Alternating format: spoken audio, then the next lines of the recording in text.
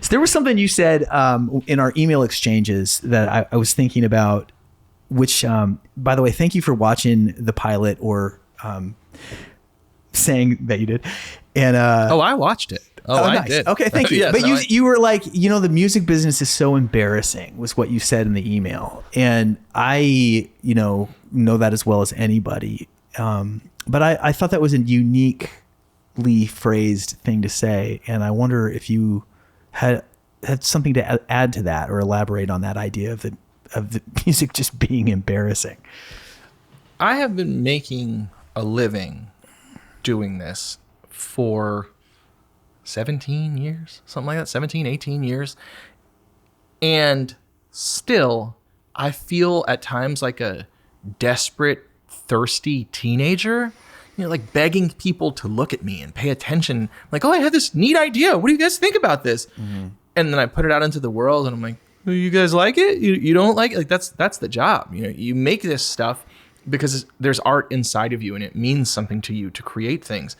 But then you have to do this dance where you go out and you're like, people, do you want to write about this? Like, do you want to come buy tickets to the show? Is the algorithm, I don't know why I'm doing that voice, but is the algorithm going to reward me? And all of that. Like, I didn't learn to do this to interact with a computer and to try to figure out how to trick a website or a social media platform or something into creating value for me. Like that didn't exist when I was learning to make music.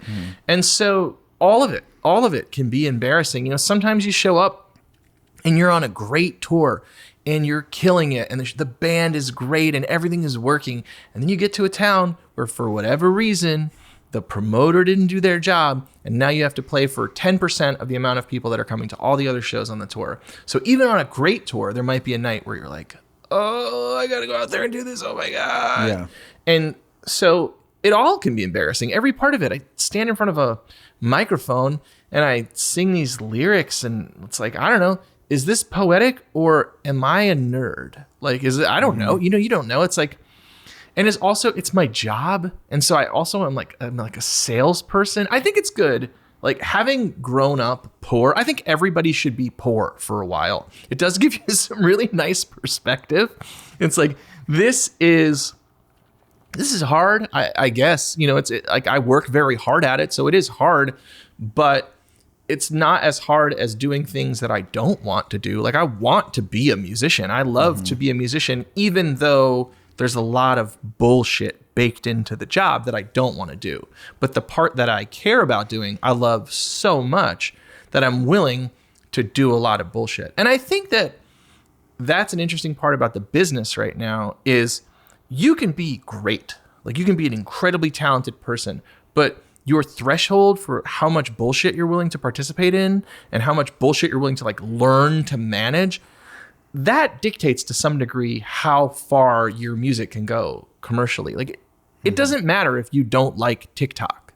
Like you can say I'm 42 years old. I'm somebody's dad. I don't like TikTok. I don't want to be on TikTok, but it's part of my job. So I am trying to figure out how do I take the art that I make and share it with people within that context in a way that feels honest and authentic, like expresses who I am and is entertaining to them, because I'm not going to change the fact that people live within that platform. So I need to go there and attempt to interact with them where they are. Like I need to reach to them where they are living currently, because I'm not going to convince them to listen to my music through some outside, like I'm not going to trick them some other way. Like I got to use the platforms that exist that are available to me in this time. And yet you just released a Christmas album on vinyl only. Well, that's for people who already like my music. We did a limited pressing of that. And when we get to the end of that and we sell them all, we will have made money on it. And so that's for people who I've already reached and they like my music and they want something that feels special. And it isn't just out there in, the streaming platforms. It's something that you have to choose. You choose it, you buy it, you take it home. And so I think sometimes with vinyl, like a lot of people will buy vinyl that don't have record players. It's just like a marker of, I love this band or I love this artist. So you take home a big piece of art that feels important. Like obviously the artist cares about this because they made this big, fragile thing, and they're carrying them all over the world and they're selling them. And so I think a lot of people will take them home. I buy vinyl at every live show I go to. But I bet you have a record player. I do, but I never use it.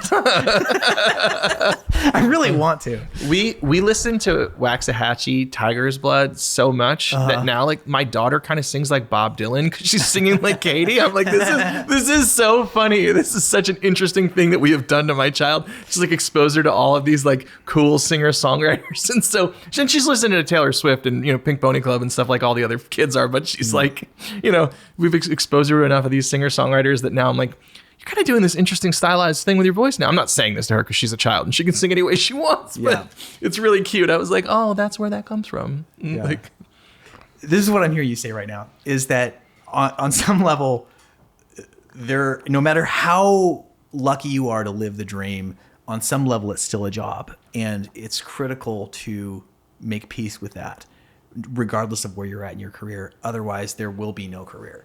I guess maybe we're still in the category of advice to the youngsters out there. But go ahead. I write so many songs every year, like such a ridiculous, stupid amount of songs that I don't keep count most years because I'm writing with other artists for their projects, and I'm writing with the artists that I'm producing, and I'm writing for my own project. And my process is such that it often takes me, maybe I'll end up with 1 out of 7, 1 out of 10, 1 out of 12, 1 out of 15, where I'm like, oh, that's a keeper. That's for my next record. And so I'm just always writing songs. Every week I am writing multiple songs. And maybe there is gaps where I don't write any songs, but then other weeks I write 10 songs. Like I am writing songs and I am playing guitar because those are the things that are the central parts of my trade. Like I think of myself first and foremost as a guitar player and then next as a songwriter. So I am always practicing guitar and I am always strengthening the muscle as a songwriter. Those are things that are non-negotiable for me. I don't put those down because they're the things that keep me sane as a creative person. They're the things that I want to be doing. And in the same breath, all this other stuff that you have to do to promote my ability to do that as my job, I never put that stuff down. Like I don't want to do that, but it's a job. It is. And for me, like I would make the music for free. If I was working in a bank at night, I would come home and I would be playing guitar and playing piano and writing songs and singing because I love to. It's in there. It's not just that I do it because it's the way that I make a living. I also do it because it means so much to me, and I couldn't help it if I tried. Like I couldn't quit if you tried to make me. I don't know that I could because I love it so much and it's such an important part of me. And a lot of the business part, like I would love to delete all the social media apps from my phone and never look at them ever again. I don't look at them for fun. I'm not like stoked to be going through TikTok or Instagram, interacting with things, but it's part of my job. And so I make it a part of my life and I do it in earnest because what I'm trying to do is continue to reach people. Like I'm a long ways into this career. I made the first record that I recorded with the District. We started 22 years ago.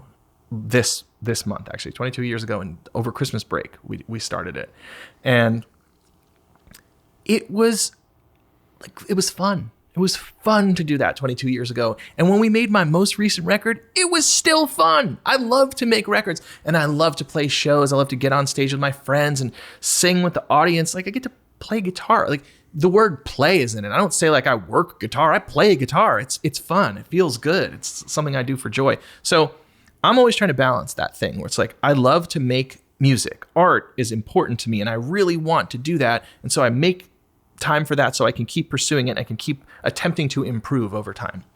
And then all the rest of the bullshit that you have to do to promote it, I also pursue in earnest because you have to. And to be fair, you don't have to. And if you don't want to, it's okay. We all have a threshold for how much of the bullshit that we're willing to do and how much of the music industry are we willing to interact with and how much social media stuff we're willing to do and how much time we're willing to spend creating stuff to share with people on the internet and all that. So it's okay to say, I don't want to do any more of this. But I think you have to understand, if you want to promote art, it's going to take a bunch of effort with this other stuff too. And I'm willing to do both because I want to get to make art, and because this is my job. Yeah. This is my job, and it has been my job my whole adult life, like since I was in my early 20s and my music started happening. And I'm not going to go back to being poor. I've been poor and I've been unpoor, and being unpoor has been way better for me. I like it much more. So I'm going to stay over here as long as I can. Like if I go broke, it's going to be by accident. It's not going to be because I gave up. Like I'm not going to give up. I'm going to keep trying because I also love the music, and I want to share it with people. I want people to connect with this music because like music meant so much to me when I was growing up, and I connected with this music, and it made me feel less alone in the world. So I want to make music that connects with other people so they feel less alone in the world. It's like a way I connect with people. I couldn't possibly lay hands on every one of these people that I'm singing to on these records. And so it's a way that I can go out in the world and be a part of these people's lives. And that feels like magic. I don't know.